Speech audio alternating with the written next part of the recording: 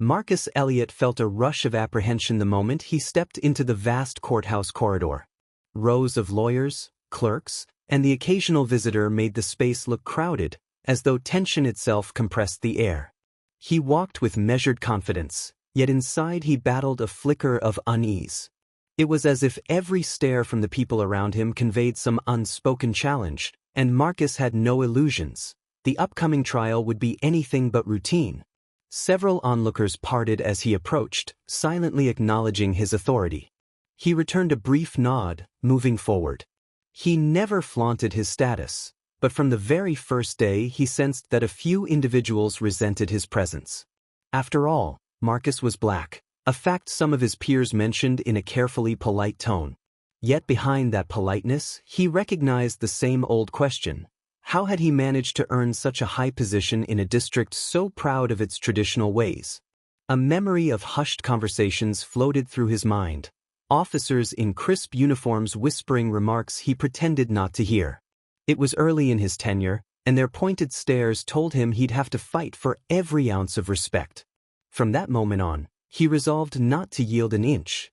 He was a judge, and no hushed hostility would force him into silence or compliance. Footsteps echoed from every corner, blending with the distant shuffle of paperwork. These were the routine sounds of justice in motion.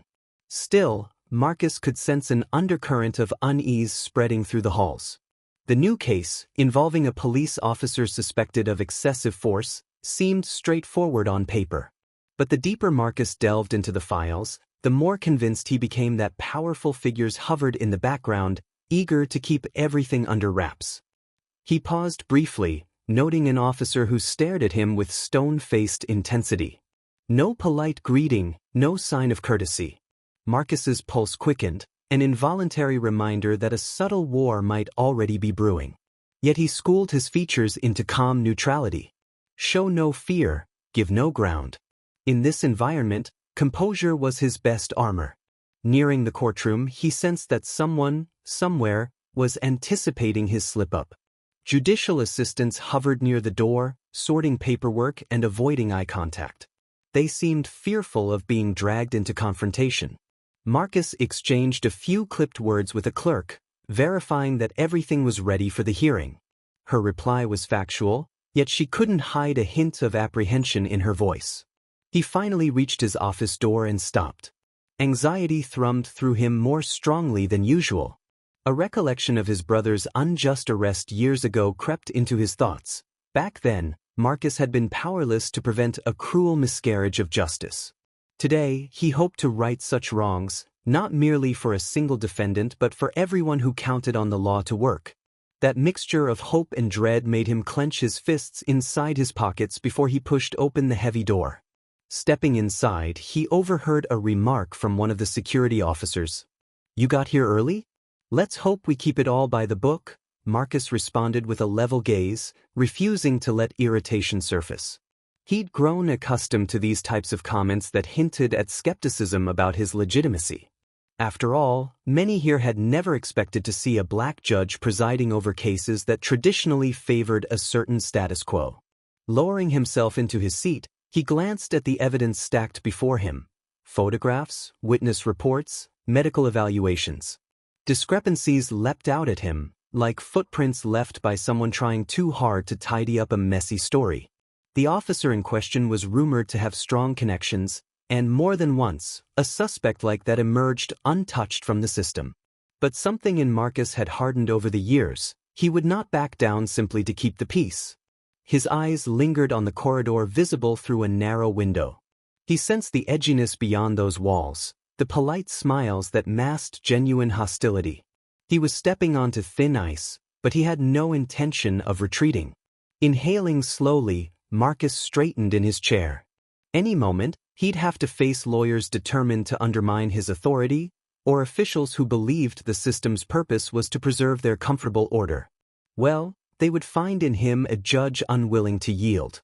Fear tugged at his heart, but it was the kind of fear that only sharpened his resolve. This would be the prelude to a larger battle, and Marcus Elliot stood ready to prove that justice was not a hollow promise, even if it made certain people uncomfortable to see a black man in this position. Alicia Brown arrived at the courthouse with the same quiet confidence as before, yet an unspoken tension trailed her every step. Near the security checkpoint, uniformed officers typically let judges pass without question. But something hinted that not everyone would abide by the usual protocols today. She held her bag open, out of habit, even though judges were exempt from checks. It was then that Trevor Stone stepped forward, a stocky officer in his mid-40s, whose stern demeanor suggested he wasn't inclined to show deference. "Judge Brown, hold up," Stone said sharply, motioning toward the metal detector. "I need you to walk through like everyone else." Alicia paused, caught off guard by his direct tone. From her first day in this district, no one had ever demanded a judge undergo screening. Stone, however, displayed no intention of relenting. A tense silence lingered. A couple of younger officers nearby glanced over uneasily, apparently confused by their colleague's behavior. Alicia lifted her chin. "The protocol states judges aren't required to pass inspection," she replied in a composed yet firm voice. "Are you aware of that?" "Rules apply to everyone," Stone answered, folding his arms. His manner made it clear that he saw her not as a figure of authority but as someone he found bothersome. Alicia had grown used to subtle, and sometimes not so subtle, reminders that certain people questioned her place on the bench, especially given who she was. Still, she managed to keep her expression controlled. "Guess we'll see," muttered a nearby officer, clearly uncomfortable as he glanced around, likely fearing Stone's reaction. No one intervened to correct the senior officer, creating an uneasy dynamic among those present. "I have a hearing," Alicia said. "If I'm delayed, it throws off the entire schedule. Are you prepared to accept responsibility for that?" Stone's jaw tightened, and Alicia saw the muscles along his cheeks tense. He grasped the line he was crossing, but he refused to back down. It felt as though he was taking deliberate pleasure in showing that his personal authority could supersede the recognized privileges of a judge. For Alicia, this signaled something deeper. Perhaps Stone had grown used to acting with impunity in more serious matters as well.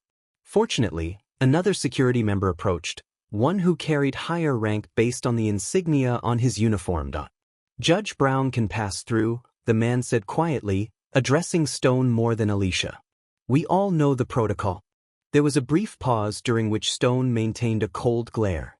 His eyes radiated hostility, and his lips thinned in a barely contained scowl. At last, he moved aside, offering Alicia a grudging path. "Go ahead," he said through clenched teeth. For a moment, Alicia felt she had been pushed into a victory of sorts, yet it brought no relief. Instead, a sense of foreboding lingered. Stone would not forget what he likely perceived as humiliation. The determined set of his expression suggested a man with enough influence or confidence to flout authority as he saw fit. Alicia's intuition warned her that this was not just a rude individual but someone accustomed to demeaning others without consequences. Several onlookers, having witnessed the standoff, exhaled in what seemed like collective relief when it ended. Alicia proceeded inside, carefully maintaining her composure, though an uneasy knot tightened within her. She knew that Stone had effectively challenged her. Later, back in her office, she replayed the event in her mind. On the surface, it had been a minor confrontation, but why did it feel so unsettling? Perhaps because Stone appeared certain that he had backing within the department, enough to oppose even a judge, especially one like Alicia, whose background was something he seemed eager to belittle. She tried to focus on court documents, but a subtle unease lingered. She had encountered hostility before, but Stone seemed intent on provoking her, hoping she might respond with anger or fear. If he was testing her reactions now, what might he do if he decided to escalate? Eventually, she switched off the desk lamp.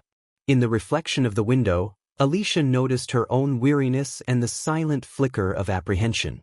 Yet beneath that apprehension lay a steady resolve. She would not allow intimidation to thrive in these halls. If Stone was used to silence and compliance, he would not find it in her. And if she had to stand up to more than just one man, if she had to stand up to the entire notion that certain people get away with anything, she would do it. A lifetime of doubters had failed to break her, and she refused to yield now. Rumors concerning Trevor Stone reached Alicia Brown through cautious whispers shared by clerks and junior officers. Some mentioned vanished complaints of rough handling. Others suggested closed files that never listed his name. No one wanted to speak openly, yet every hint pointed to one conclusion: Stone thrived on intimidation. Officially, his record was spotless, but behind the scenes, witnesses described a different story. Alicia leafed through several archived cases, searching for references to Stone. All she found were impeccable reports and faultless narratives. It looked as though any negative evidence had been systematically erased. She wondered who might be shielding an officer rumored to be so reckless. The phrase "lack of evidence" appeared so frequently that it felt orchestrated. She decided to meet with Vincent Lewis, her trusted ally in the district. In his office, stacked folders covered a wide wooden desk. Vincent, a tall man with a sharp gaze, flipped through one document and sighed before admitting, "Yes, there have been statements against Stone. Detainees reported excessive force, but cases never went to court. Evidence always fell short." Alicia frowned. "Doesn't that strike you as suspicious?" "I've tried to investigate," he said, watching the door. "But the leads vanished or ended up insufficient. I doubt it's all coincidence." Alicia felt a familiar surge of anger she had learned to manage since growing up in a tough neighborhood. Back then, police often arrived and exceeded authority, seldom facing consequences. She recalled a neighbor who was badly hurt, while the patrol officer escaped scrutiny because key documents mysteriously disappeared. That injustice still stung. Now, wielding the power of the bench, Alicia realized how crucial it was to prevent such abuses. Vincent's confession fueled her resolve. She planned to illuminate every fact revealing Stone's presumed entitlement. As a judge, she had to remain impartial, but the situation seemed bigger than one rogue officer. A malfunction in the system could be the real issue here. On her way out of the courthouse, Stone materialized in the corridor, as though waiting. Leaning against a wall, he watched Alicia approach. The moment she passed, he spoke loudly. "Some folks worship rank and title. I say respect has to be earned." The words sounded like a personal challenge, implying that her position meant nothing to him. Alicia paused, meeting his cold stare. Rage flickered inside her, yet she refused to retort. Stone's faint smirk suggested he believed he had won a small victory. This encounter reinforced her suspicions. Stone not only showed rudeness but also tried to exert psychological pressure. Alicia realized that delving deeper into his activities might make her a target. The prospect felt unsettling. Judges were supposed to remain neutral, and personal conflicts could undermine that role. Still, she had lived with fear before. She wouldn't abandon her principles because someone decided intimidation was a viable tactic. While heading to her car, she questioned whether she was stretching her authority. Justice required objectivity, yet what about personal safety? Stone, it seemed, thrived on people avoiding confrontation.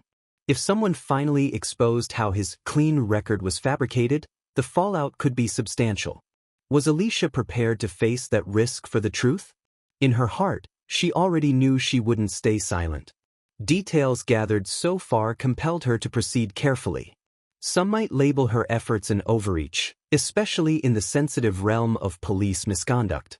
Public opinion shifted quickly when accusations landed on an officer with powerful backers. Alicia expected a tough battle. It was her convictions versus years of fear, her pursuit of truth against whoever protected Stone. Overcoming this barrier would not be easy, but she had no intention of stepping back. A larger conflict loomed. If the system was easily bent by those with influence, Alicia needed allies equally determined to defend integrity. She silently vowed to see this through. Either they would uncover the truth, or Stone would remain convinced of his untouchable status. For Alicia, surrender was never an option.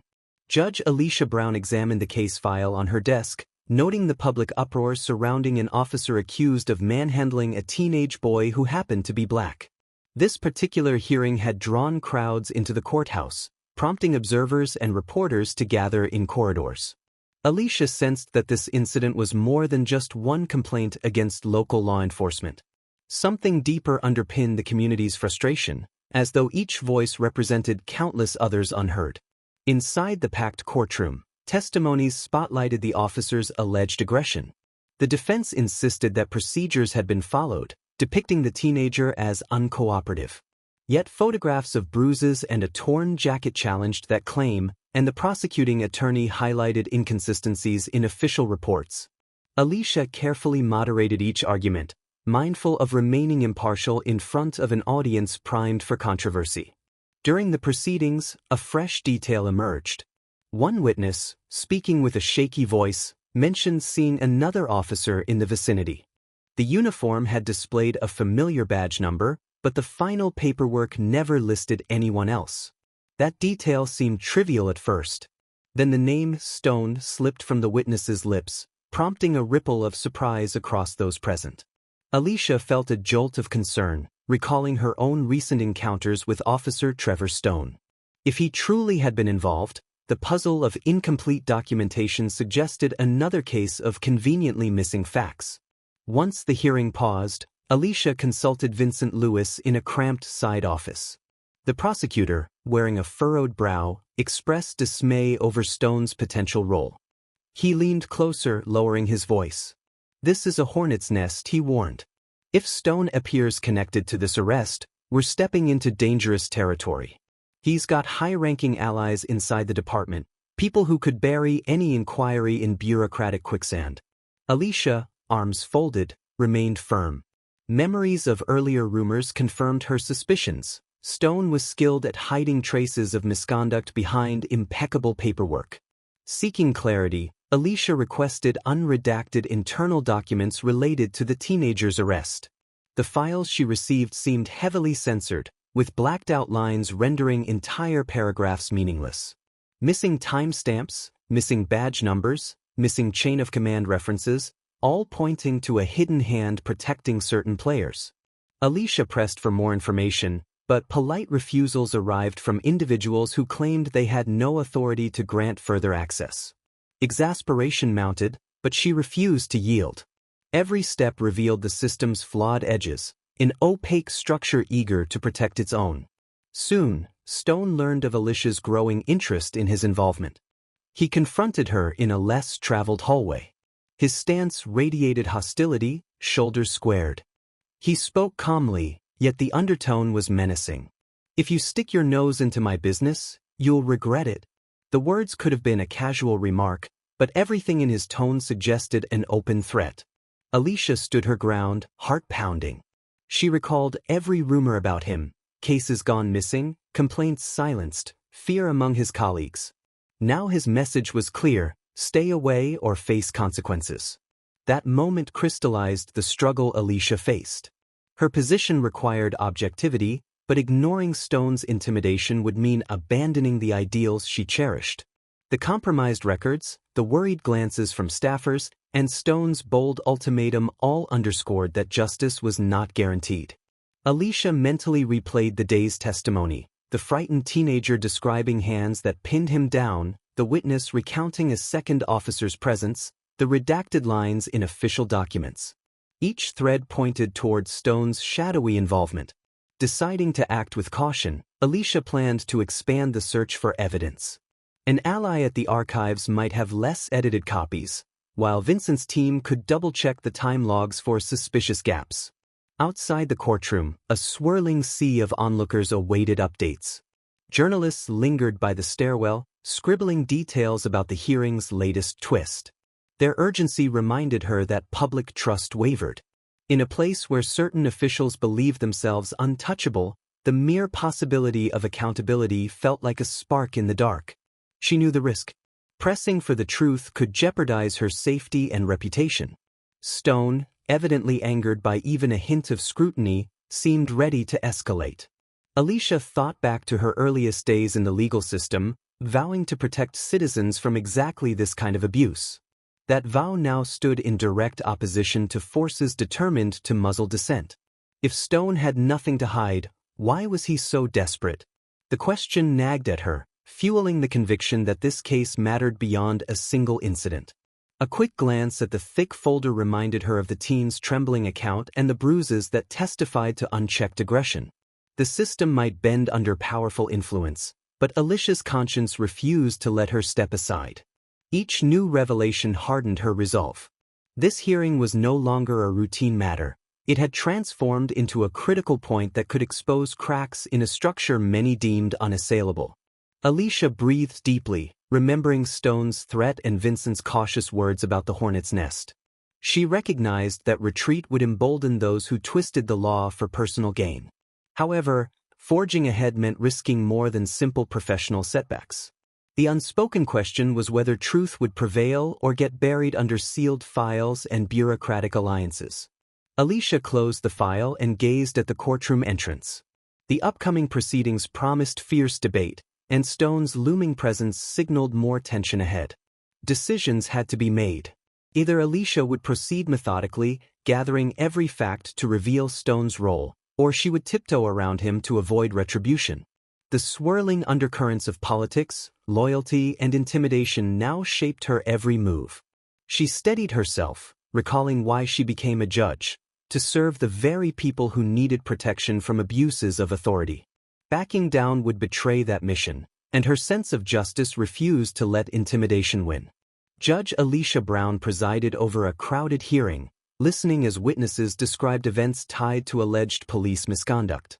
Evidence presented by the prosecution hinted at suspicious paperwork, linking Trevor Stone to tampered reports.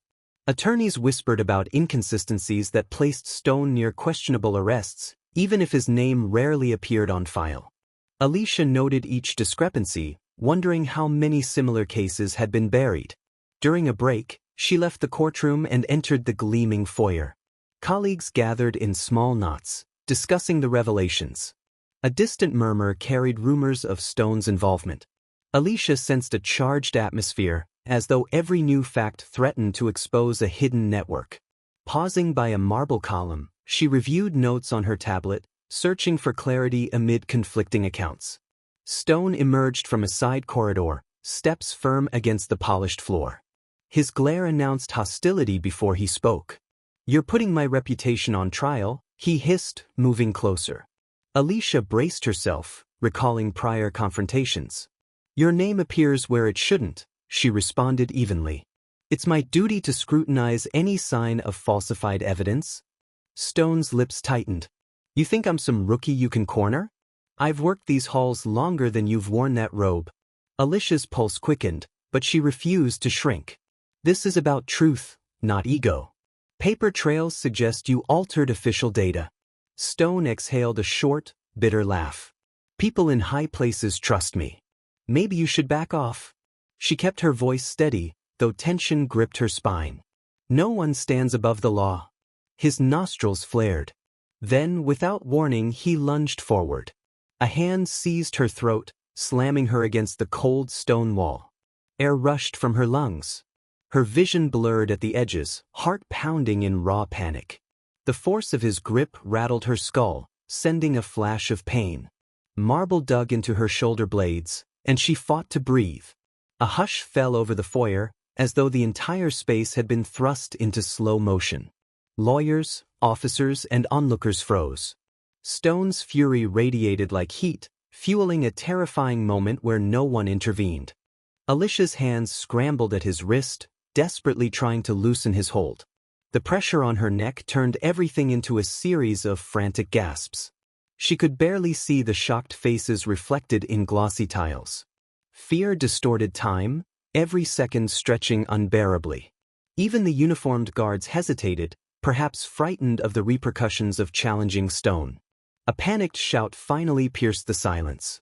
A young clerk rushed forward, voice trembling. "Stop, she's a federal judge." Stone's eyes widened in sheer disbelief. His hold faltered, as if he grasped the enormity of what he'd done. Slowly, he released Alicia, and she collapsed forward, coughing violently. The sudden freedom felt jarring, air scraping down her raw throat. Pandemonium erupted. Bystanders hurried to steady Alicia, voices clashing in alarm. Security personnel raced in, forming a protective barrier. Stone retreated a step, chest heaving, anger mingling with shock. The clerk repeated his warning, echoing around the vaulted ceiling. Everyone grasped that Stone had physically attacked a high-ranking judge in a public space. Alicia inhaled, still woozy. Her fingers rose to her bruised neck. The distinct impression of Stone's handprint lingered, an immediate reminder of his threat. She saw uniformed colleagues edging closer to Stone, uncertain if they should detain him. The sheer audacity of a known officer assaulting a judge made them hesitate, as though the system itself had no script for this crisis. Attorneys and witnesses pressed in, forming a ring of anxious spectators. A collective awareness spread. Stone had demonstrated exactly why some feared him. Alicia locked eyes with him, forcing herself to stand firm. Pain pulsed beneath her collarbone, but she suppressed a wince, determined not to appear weak. He stared back, chest still rising and falling in ragged bursts. A commanding voice issued from somewhere behind the crowd, directing officers to secure the scene. A wave of movement displaced the onlookers. The corridor's grandeur now felt sinister, its columns and chandeliers overshadowed by an act of raw violence. Alicia drew another breath, regaining composure bit by bit. Stone's face twitched with conflicting emotions, defiance, disbelief, perhaps regret that he'd lost control so publicly. The hush turned into anxious discussion. People realized that official protocols had been shattered, exposing the arrogance Stone had long concealed.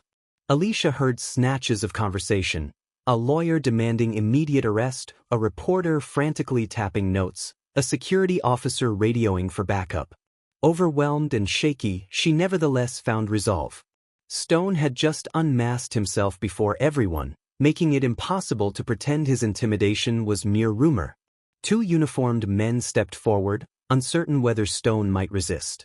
Alicia felt the young clerk's supportive hand at her elbow, steadying her posture. She inhaled carefully, ignoring the painful throbbing in her throat. That clerk's urgent declaration had shifted the dynamic, reminding all present of her authority. Stone had gambled on fear, but he'd crossed a line that could not be undone. In that moment, Alicia understood the magnitude of Stone's downfall. He had assaulted a federal judge in full public view, effectively tearing down any pretense of moral high ground. Survivors of Stone's earlier misconduct would have their suspicions vindicated. Alicia's vision cleared enough to see Stone's face harden in grim acceptance.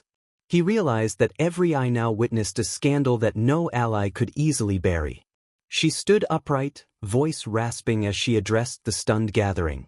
"I'm all right," she managed, though tears of pain blurred her gaze. "This court is going to hold him accountable." The tension reverberated through the foyer, leaving no doubt that the course of events had shifted irrevocably.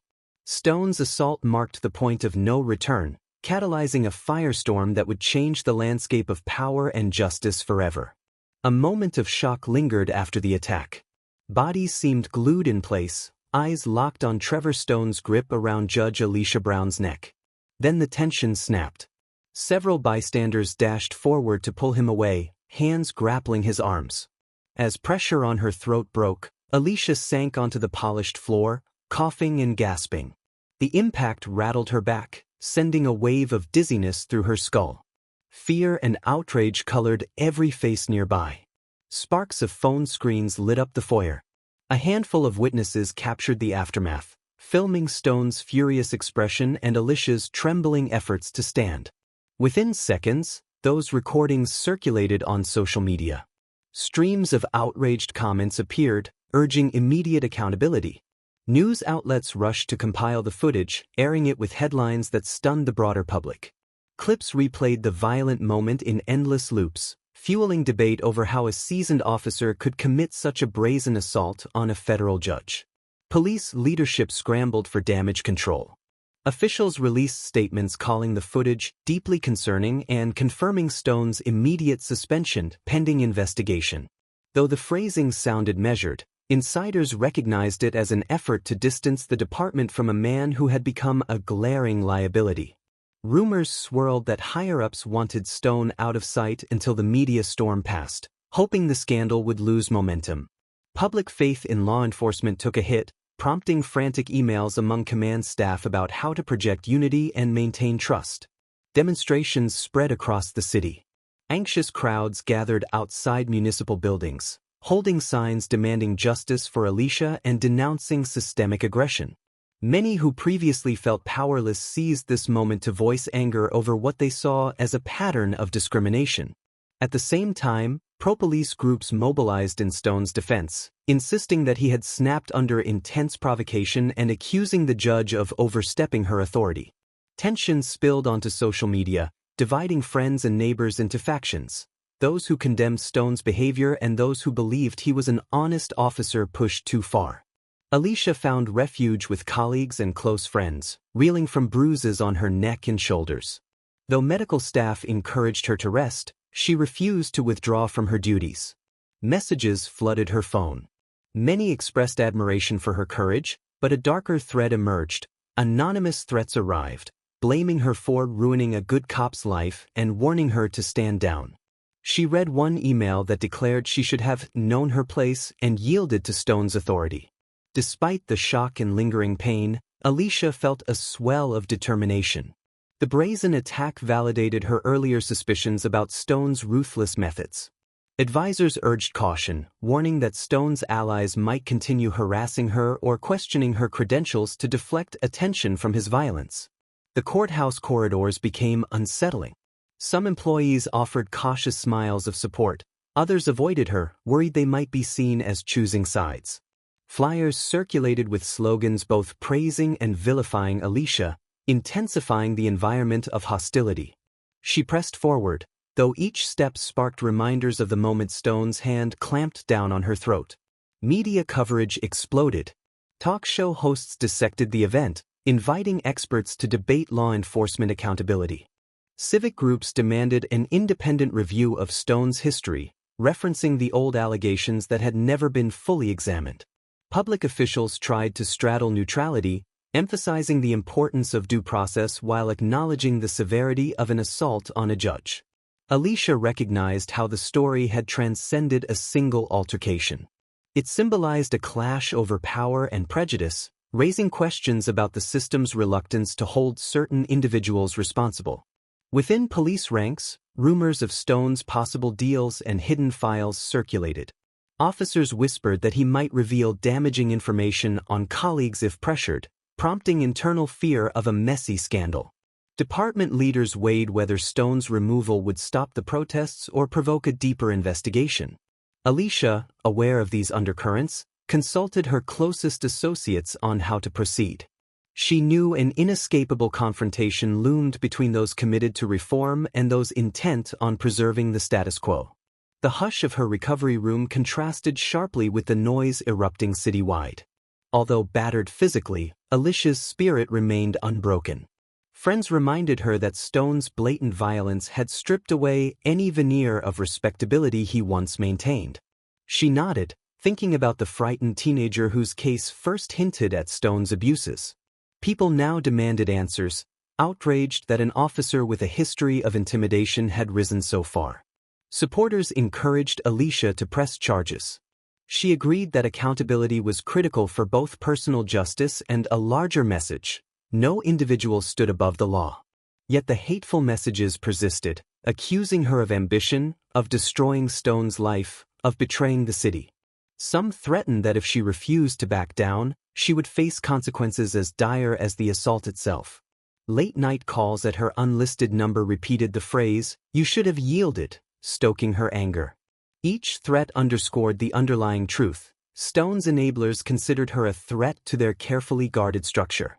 A crucial decision weighed on her: either she could let fear dictate her actions, scaling back her pursuit of the truth, or she could stand firm.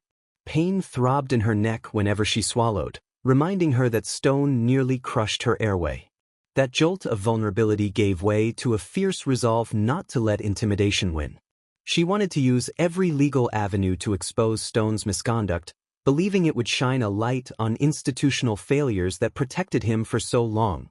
Colleagues in the judiciary offered whispered support, acknowledging they too had sensed a pattern of intimidation from Stone and others like him. They applauded Alicia's fortitude, praising her for turning a horrifying experience into a catalyst for change. She appreciated their solidarity, though it could not extinguish the dread that enveloped her whenever she envisioned Stone roaming free. For too long, he had felt invincible, and his brazen attack was proof of his assumption that nobody could stop him.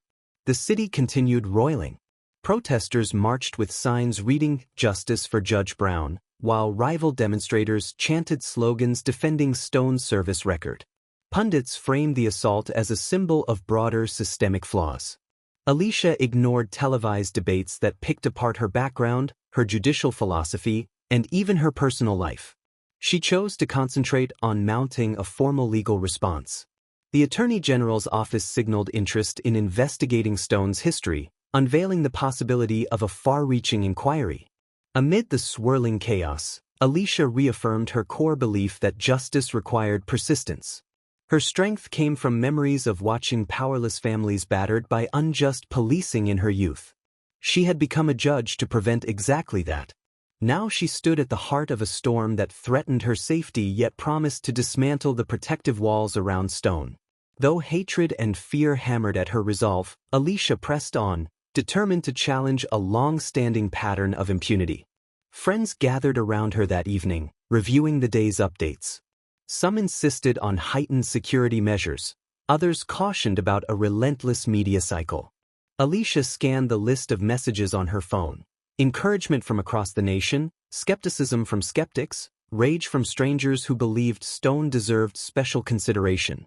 She locked the device, exhaled, and straightened her posture. A single assault had triggered a wave of awakening. She intended to ride that wave toward real accountability. Investigators combed through department archives, seeking any clues about Trevor Stone's past. While officials promised cooperation, internal records painted a murkier reality, missing body cam files, vanishing complaint forms, and unexplained gaps in routine paperwork. The assault on Judge Alicia Brown had triggered a probe that now exposed multiple irregularities, hinting at a system designed to protect Stone from scrutiny. Each new revelation intensified Alicia's conviction that this situation ran deeper than one officer's aggression. She convened an urgent meeting with Prosecutor Vincent Lewis and representatives from Internal Affairs. Tension filled the cramped conference room, where stacks of folders and laptops cluttered a long table. Alicia, her voice still strained from the recent attack, presented the latest findings. Detainees who accused Stone of brutality, discrepancies in official logs, and entire paragraphs blacked out for dubious security reasons. Officials around the table listened grimly, aware that these threads pointed to something far-reaching. Vincent's expression remained guarded as Alicia insisted on a decisive legal strategy. "We have enough to suspect a cover-up," she said. "The missing footage alone suggests tampering." He tapped a pen against a notepad, glancing uneasily at the others. "Stone isn't a low-level employee," he murmured. "We're dealing with powerful backers, some of whom have supported my office. Pressing charges without solid proof could create backlash that topples our entire agenda." Alicia set her jaw, recalling the silent fury in Stone's eyes. "This isn't about politics. If we let fear stop us, he'll walk free." A silence settled until a hesitant knock broke the tension. A lean man with wary eyes entered, introducing himself as Edward Moreno, Stone's former partner. He'd been dismissed under vague circumstances almost a year earlier. Moreno clutched a plain briefcase, refusing to meet anyone's gaze until Alicia gently urged him forward. With trembling hands, he opened the case, revealing worn folders and flash drives. "I kept copies," he said quietly. "Stone destroyed official evidence, but I managed to save backups. I'm not proud of waiting so long, but I couldn't stand by anymore." The room hushed as Moreno displayed partial transcripts of Stone bragging about tweaking bodycam data and shredding complaints from arrestees. One letter bore Stone's signature, instructing a rookie officer to lose a witness statement. A scuffed USB drive contained video clips of Stone roughing up handcuffed suspects while laughing off their pleas. The final item was a set of battered documents detailing how certain superiors blocked internal investigations. Everyone leaned closer, eyes flicking between pages that told a chilling tale of systemic misuse. Vincent studied the materials, tension showing in his clenched jaw. Alicia detected flashes of alarm in his gaze. He had worried about lacking firm evidence. Now he faced an avalanche of damning proof. Glancing at Alicia, he spoke in a low tone. "This is massive. We can't just charge Stone with your assault. We may be staring at conspiracy, evidence tampering, maybe racketeering. If half of this is legitimate, it's a legal bomb." She nodded, remembering the instant Stone grabbed her by the throat. That moment had exposed his willingness to act violently in public, and now these files revealed he'd fostered a culture of fear for years. Moreno's voice trembled when he explained the hierarchy Stone exploited. He didn't operate alone. Supervisors turned a blind eye, or they were too afraid to challenge him. They just can't keep quiet anymore. Alicia placed a hand on the stack of folders. "You're doing the right thing," she said, ignoring the dull ache in her bruised neck. "We'll protect your identity, but this material has to go to the highest authorities." Several internal affairs officers exchanged stunned glances. In their domain, Stone was once an untouchable figure with an unblemished official record. The raw evidence of brutality and falsification cracked that facade. Alicia sensed the magnitude of what they had uncovered, a systematic rot that extended well beyond a single rogue cop.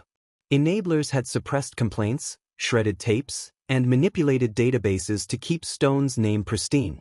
Vincent cleared his throat again, choosing words carefully.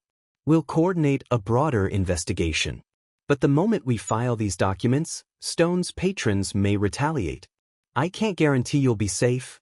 Alicia's mind drifted to the flood of threats she'd already received. "I'm prepared," she answered, voice firm. "Let them try. The public has a right to see everything." Moreno exhaled sharply, relief and fear mingling in his eyes. For so long he'd carried guilt over complicity in Stone's cover-ups. Finally, he had a chance to set the record straight.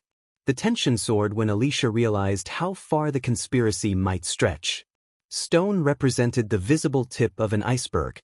Beneath him lay a tangle of documents and authorities who shielded wrongdoing to preserve their reputations. A single confrontation in the courthouse had led her to this point, but now she glimpsed the full scale of corruption, a system that quashed evidence and stifled investigations at multiple levels. Leaving the conference room, she held the collected files tightly. A surge of determination coursed through her despite lingering aches. Stone's supporters would not bury this.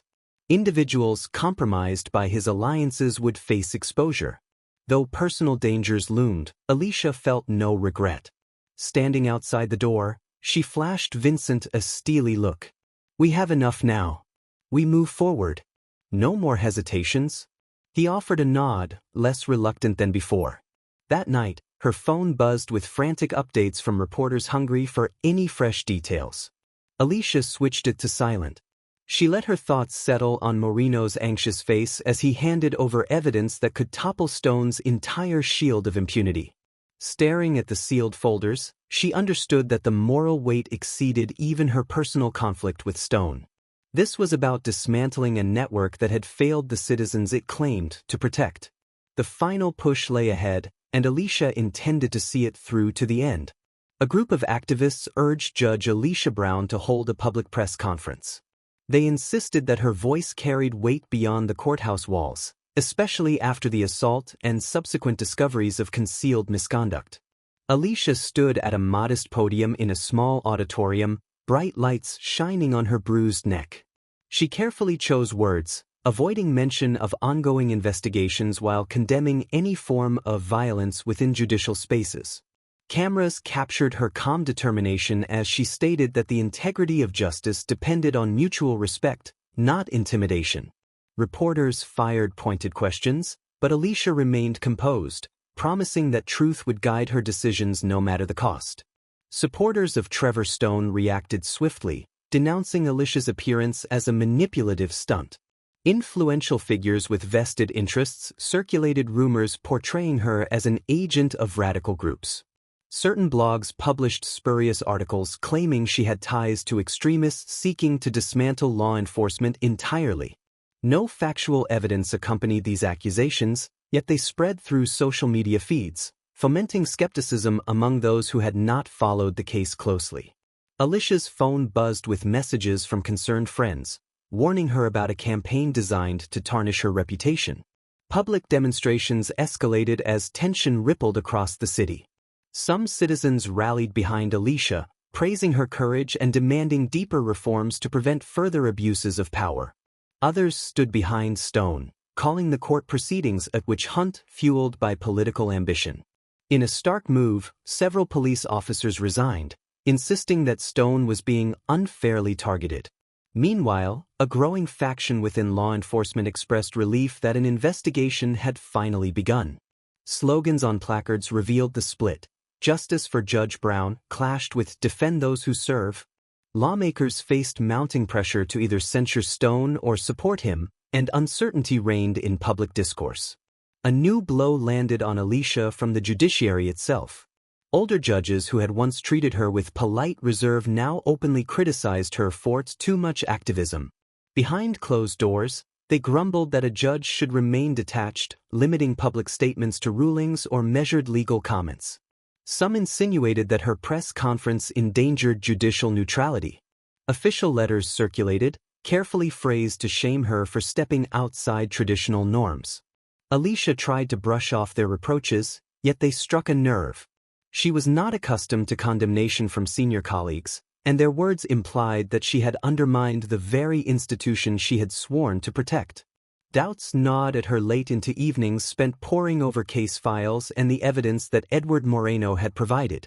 She remembered Stone's chilling threats and the bruises he had left, replaying those harrowing images in her mind. Exhaustion weighed on her shoulders, and a quiet voice inside asked if she should retreat. Attacks on her character multiplied. Certain segments of the public saw her as a disruptive force, meddling in affairs best left to the police. Others believed she was a hero, determined to shed light on corruption. The swirl of conflicting opinions created constant stress, pulling her toward a crisis of faith in her mission. Restless nights found her reading messages from those who felt emboldened by her stand against Stone. Victims of excessive force reached out, sharing stories of intimidation that had never reached the courts. Friends reminded her of how her bravery had already inspired others. She recalled the moment in the foyer when Stone nearly choked her, and the young clerk's shout that exposed his fatal miscalculation. That single event had shattered illusions of safety, proving how quickly power could turn vicious when left unchecked. In fleeting moments, Alicia considered avoiding the spotlight. She imagined letting the investigative teams handle everything while she receded into routine duties. Yet the memory of Stone's hand crushing her windpipe burned too sharply to ignore, reminding her that silence would only embolden aggressors with something to hide. The activism criticized by older judges felt more like moral duty. Could she really turn away now, when a torrent of new evidence suggested that Stone's case represented a broader pattern of unchecked power? Vincent Lewis continued coordinating efforts to solidify charges, though he faced backlash from prominent officials. The prosecutor's office was split between those who desired reform and those who preferred minimal disruptions. Alicia's press conference had heightened public awareness, increasing demand for complete transparency. Supporters urged her to keep speaking, reassuring her that pushing for truth was hardly an act of bias. It was a mandate for anyone in her role. Still, the condemnation from her peers stung. She valued judicial discretion, believed in measured responses, and had never aspired to be a media figure. Now she found herself front and center, pinned between two colossal forces, an entrenched network resisting scrutiny and a rising movement demanding accountability. Each day, she weighed whether her involvement risked overshadowing the actual evidence. Doubt threatened to erode her confidence, especially when she recalled the tradition-bound judges who implied that she had crossed a line. The turning point arrived when Alicia reread the hateful messages urging her to step down. One note specifically accused her of meddling with real men's work. She reflected on the frightened teenager whose harsh arrest had initiated these revelations. If she withdrew from public view, how many more brutalities might remain hidden? The bruises on her neck had faded, yet the moral imperative they symbolized endured. She steeled herself, determined not to let fear dictate her next move. She concluded that the only path forward was forging ahead, harnessing the outrage and hope swirling around her. The old guard's criticism might tarnish her standing in certain circles, Yet she believed that justice demanded more than passive neutrality. Too many lives depended on a system that upheld dignity rather than protected abusers in uniform. Murmuring a silent vow, Alicia resolved to keep pushing. Her influence might be limited, but her voice had power to rally those who longed for reform. Abandoning the fight now would betray both her conscience and the people who believed in her. Judge Alicia Brown approached the courthouse steps with solemn resolve. The trial against Trevor Stone had captured the city's attention in an unprecedented way, overshadowing other high-profile cases. News trucks lined the streets, journalists jostling for vantage points, and citizens gathered in tense clusters. This proceeding encompassed more than a single assault. It encapsulated years of rumored abuses that had gone unchallenged. Stone now faced charges including felony battery upon a federal judge, along with allegations stemming from previously concealed reports of excessive force. Stone's legal team adopted an aggressive strategy. They painted Alicia as a provocateur, suggesting she had orchestrated emotional stress that triggered his so-called momentary lapse. Defense counsel produced snippets of her public statements, attempting to frame them as evidence that she bore a personal vendetta. They maintained that Stone had served valiantly for decades, only to be pushed into a corner by manipulative tactics. Onlookers watched with skepticism. For all the spin, Stone's guilt seemed obvious, especially to those who had seen the viral footage of him grabbing Alicia's throat. Then came the day Edward Moreno took the stand. His demeanor reflected years of internal conflict. He recounted how Stone repeatedly tampered with evidence, shredded complaint records, and coerced subordinates into falsifying official documentation. Moreno's files, displayed on a projector for the courtroom, included videos of Stone brutalizing detainees and mocking them. The weight of these revelations left little room for doubt. Defense lawyers tried to challenge Moreno's credibility, hinting at possible grudges, but each new exhibit hammered nails into Stone's rapidly collapsing defense. Alicia herself testified as both victim and witness. Despite counsel's offer to spare her from direct participation, she insisted on speaking. She described Stone's attack in stark detail, highlighting the terror of his hand tightening on her throat in full view of onlookers. Yet she also emphasized that the case transcended personal injury. It was a reckoning with institutional leniency that allowed Stone's conduct to persist unchecked for years. Her words echoed throughout the packed chamber, addressing a larger issue of accountability within law enforcement structures. In cross-examination, Stone's attorneys pressed Alicia about public statements that had allegedly fueled anger. She responded calmly that any judge had the right to condemn violence and corruption, and that her stance stemmed from professional responsibility, not personal malice. The clarity of her logic silenced attempts to depict her as the instigator. Observers who once doubted her neutrality now seemed convinced that the real problem lay with Stone's manipulation of the system. When Moreno's digital files appeared on the screens, the courtroom collectively held its breath. One clip showed Stone taunting a prone individual while the camera rattled. Another displayed instructions to delete problematic footage.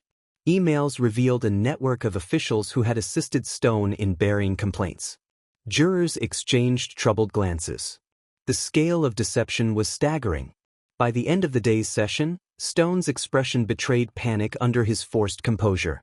As the case progressed, local media devoted continuous coverage, analyzing the potential ramifications for the entire police department.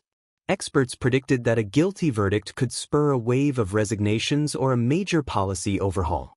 Citizens engaged in heated debates, some championing reform, others warning about undermining dedicated officers.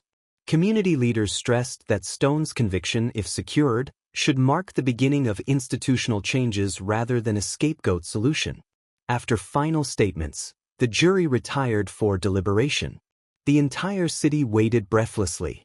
Talk radio programs dissected every piece of evidence, online forums buzzed with arguments, and national outlets picked up the story as a referendum on how far official immunity could stretch. In that interval before the verdict, Alicia sensed the weight of a possible turning point.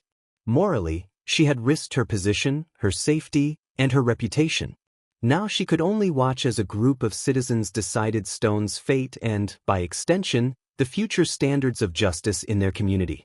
In that hushed interim, many recalled Stone's brazen attack on Alicia, replayed endlessly on social media. Others remembered the subtext of deeper corruption exposed by Moreno's trove. The city teetered on a cusp. A guilty verdict might embolden wider scrutiny, while an acquittal could validate Stone's supporters and overshadow the trove of evidence. Through it all, Alicia reminded herself that truth alone held the power to mend broken trust.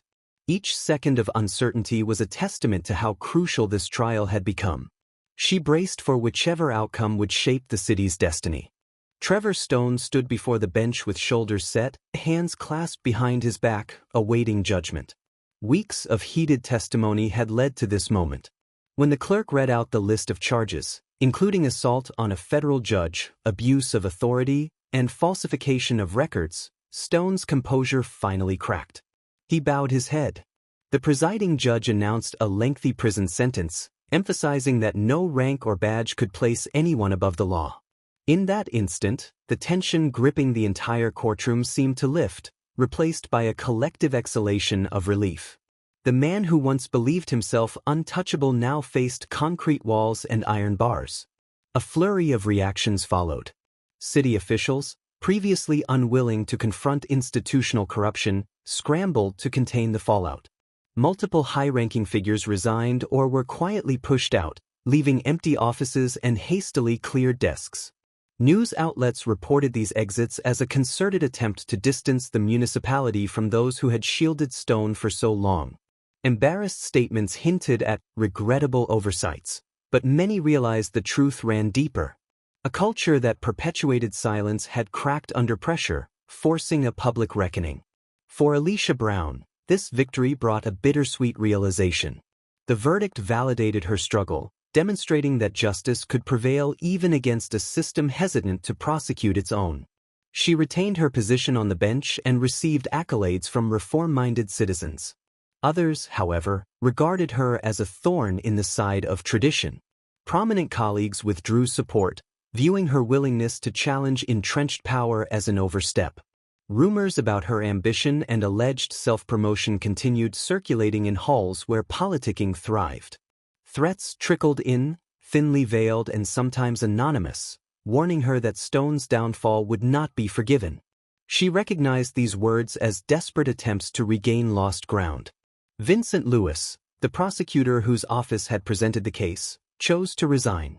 He admitted privately that the political consequences were insurmountable, and that stepping away might be his only path to preserving whatever future he had left. Alicia felt a stab of regret. His departure underscored the price paid by those who pushed too hard against hidden barriers. Beyond the courthouse, activists championed Alicia's cause as a model for systemic change.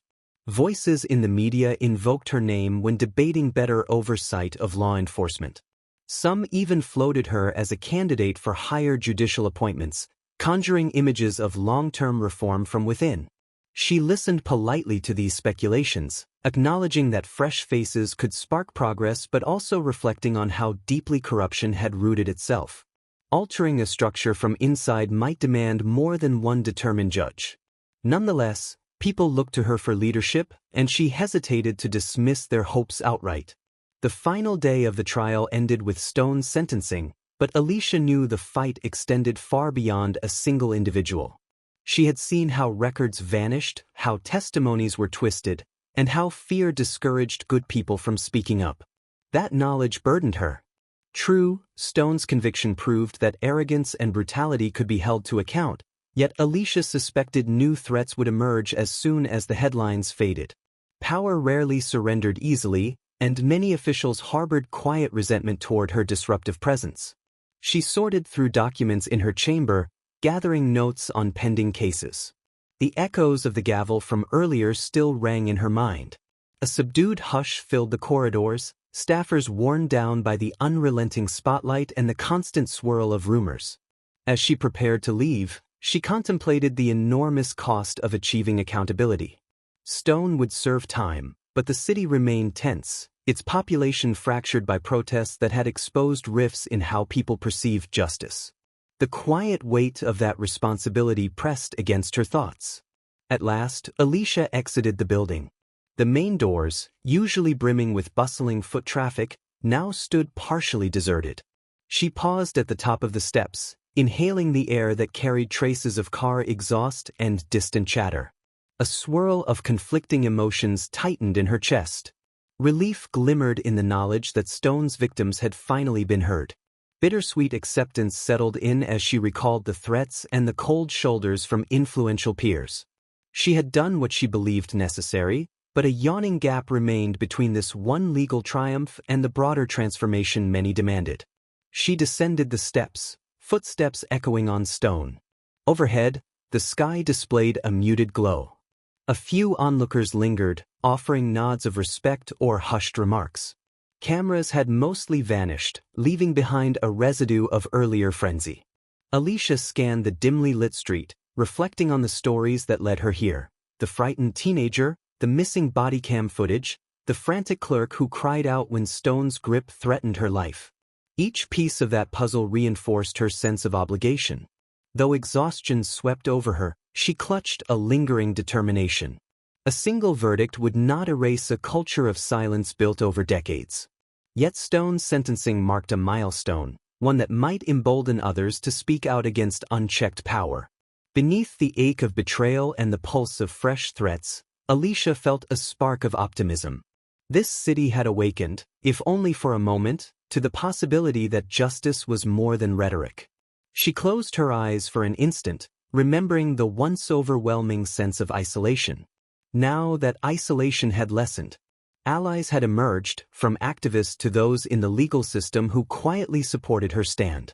She recognized that forging durable change required persistence, alliances, and unwavering resolve. Regardless of lost friendships, threats, or political costs, she remained convinced that shining light on entrenched abuses was worth any personal sacrifice. A final glance at the courthouse behind her brought a strange mix of pride and sadness. The looming columns and marble floors housed not just pages of law but the messy heart of a community still learning to hold itself accountable.